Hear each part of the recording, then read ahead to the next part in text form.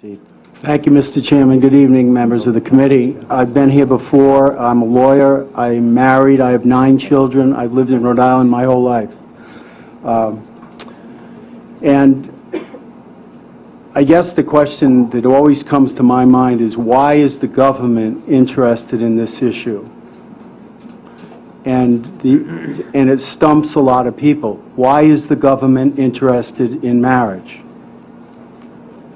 The answer is because of children. That's why the government is interested in marriage. It's not interested in emotional, romantic relationships between adults. It's interested in children and marriage between a man and a woman. That's why the government's interested. So what we're being asked to do in Rhode Island and throughout this country is to radically change the definition of marriage to mean something that it isn't.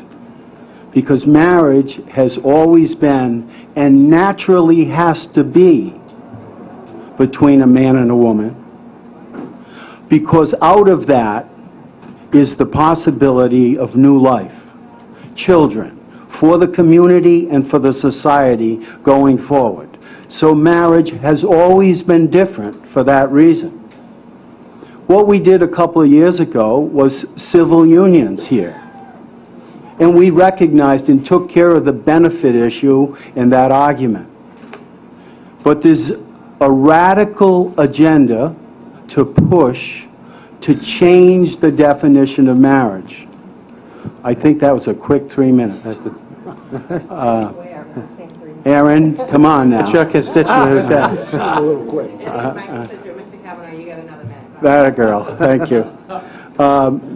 So I guess what I'm saying is there can't be same-sex marriage, because marriage is between a man and a woman, a conjugal act, biological connection, complementary, feminine and masculine, together producing a child, potentially.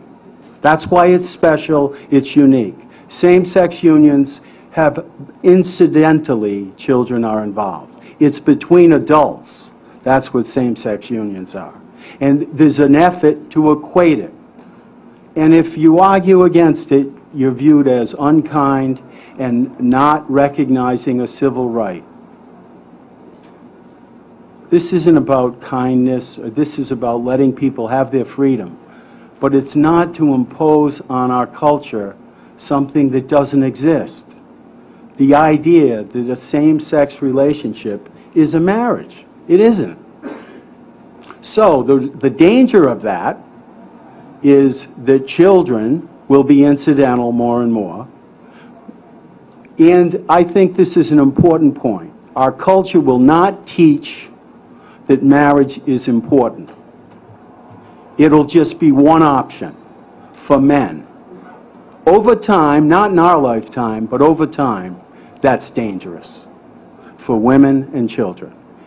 It's an important issue. So, someone argued, let's compromise. I heard the governor talk about compromise. This is a political issue. I suggest to you, this isn't a political issue. This is a fundamental societal, cultural issue. That if you're going to do anything to tamper with what has been the meaning of marriage for thousands of years, if you're ever going to do that, let the people of Rhode Island decide that. Let the people decide that. Not in a political atmosphere where you have people coming at you with all sorts of different arguments, agendas, political interest, advocates. This isn't political. This is essential to the future of our state, and to the extent that it affects our country as it is, as people are arguing for this, it affects everything. The people should decide this. And then both sides can bring a robust debate to everyone in Rhode Island. All these issues can be brought out.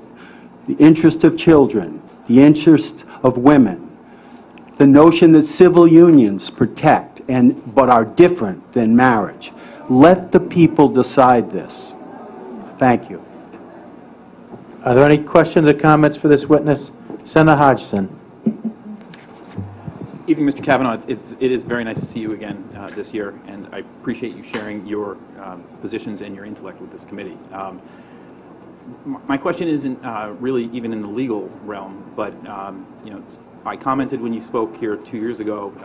The gentleman sitting next to you had a very similar background and was taking the other side, and you were both good family men. And so my question to you is, as a father or a grandfather, perhaps, will you do anything different or teach your grandchildren something different if either this Senate or the voters enact same-sex marriage? Is it going to enter your household in a way that concerns you? And No, it isn't, but what will be taught in the schools will. What the little ones will learn about their own identity and what they're supposed to do and recognize their own sexual identity will be impacted by what's being taught. For example, in Massachusetts now, there are proposed regulations that if a student thinks they're a girl, even though biologically they're a boy, they should be treated as a girl. From age 6 on, the parent doesn't make that decision. The student makes that decision. Now that's, to me, very dangerous and very scary. And now, since that's not in the legislation, you are saying it's a slippery slope. And absolutely we'll it is. Get there. Absolutely okay. We will. And I'm very concerned about my grandchildren and their children's children and the environment we will live in. Because we are going to treat marriage as though it's just one of many relationships, and it isn't. It's the bedrock of our society. One other point, Senator, that I forgot to mention. I think this is important. The U.S. Supreme Court has 2 cases before it right now that are going to answer some of these questions. The civil rights argument that Senator Metz addressed so well today, as only he could. But it's an important issue. This is a fallacy that it's a civil right. Listen, the Supreme Court will clarify that. Then we can have an informed decision on those points, rather than an emotional argument that this is a civil right. Senator Archibald. Thank you, Mr. Cavanaugh. It's good to see you, and I have great respect for you. And any man who has 9 children and has the spirit that you have and can come here and testify so passionately makes me genuflect. So thank you. Let me stop my comment by saying that. A quote comes to mind when you talk about politics. Aristotle said, man by nature is a political animal. So irrespective of whether the process happens here in the General Assembly or whether it were a referendum, I want to be clear, in my eyes, it's still political. And I think that's irrefutable. You can't denounce that politics has a hand at some measure in this, and government's involved in it, whether we want it or not, whether you're for it or against it. My question to you would be, do you believe, as I asked Father, that people have the right to believe in spiritually a doctrine that they so choose, regardless of what that doctrine is? Absolutely. So then if 2 people, let me just follow the logic for a minute. Let's take a few premises, see if we can build a syllogism out of it.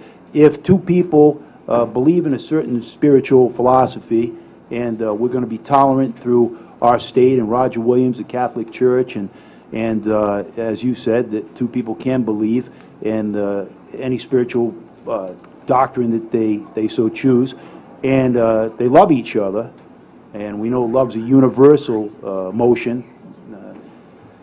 Does it follow then that anyone, government or individually, should have the right to intrude in that belief and love?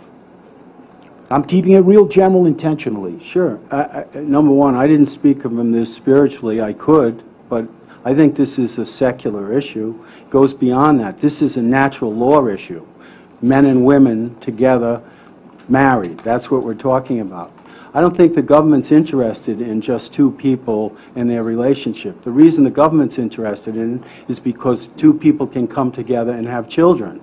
That's why the government's interested, because that makes families. No, and I get the secular argument, the natural law, which you articulated so well. So I won't push you on this. One more comment. When it comes to civil rights, I have to say I disagree entirely with any mention that this is not a civil rights issue, regardless of whether we're dealing with race or whether we're dealing with gender, and with all due respect to Senator Metz, who I have the greatest respect for in the entire Senate, clearly, to me, this is a civil rights issue. It doesn't matter whether we're dealing with gender or whether we're dealing with race. This is one of those timeless things that has found its way to us. And I don't think you can strip away the civil rights aspect of it. I do respect your natural law argument. I'd only add this, that there's nothing preventing someone who is homosexual or a lesbian from getting married. There's nothing that prevents them from getting married. Well, that's why I ask you the spiritual comment. You tie your argument to natural law, and I understand that, but if two people are allowed to believe in anything they want to spiritually, and then it would follow that they were in love, why would it be that you couldn't reach the conclusion that they could have a marriage based on what their spiritual doctrine was? Because marriage, in and of itself, is a relationship between a man and a woman, and it's not, therefore, because they believe it, a civil right. That doesn't; those two things don't go together at all. With all due respect. No, with all due respect, I disagree, but I respect your argument. Thank you.